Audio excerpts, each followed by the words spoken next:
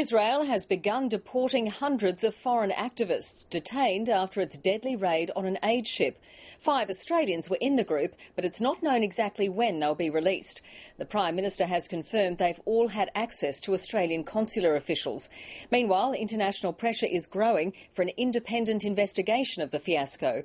But as Middle East correspondent Ben Knight reports, Israel won't budge on its blockade of Gaza. The first buses carrying foreign activists have left the country. Israel says it will deport all 680 detainees in the next 2 days, including those it was intending to charge with assaulting its commandos. More stories are beginning to emerge from those who were aboard the flotilla. Australian Ahmad Luqman is believed to have been on the deck of the Mavi Mamre with his wife and sister when he was shot in the leg. His wife, Jerry Campbell, has told their lawyer the shooting began from the air.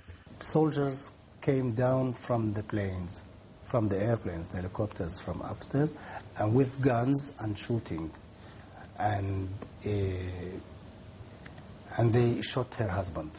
So they were shooting, she says, yes, while they were still in the helicopters, or before they hit the deck? Before they came down on the deck. The Israeli army says its soldiers were told to use live fire only as a last resort and were attacked as they descended from the helicopters. But around the world, protests are continuing and international pressure is growing on Israel to lift its blockade of Gaza. The situation in Gaza is unsustainable and unacceptable. Israel has already begun transferring the aid brought in on the ships into the Gaza Strip. But it maintains there is no humanitarian crisis in Gaza and is refusing to lift the siege.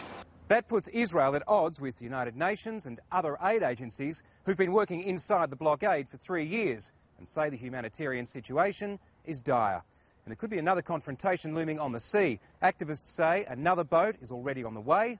Israel says it too will be stopped. Ben Knight, ABC News, Jerusalem.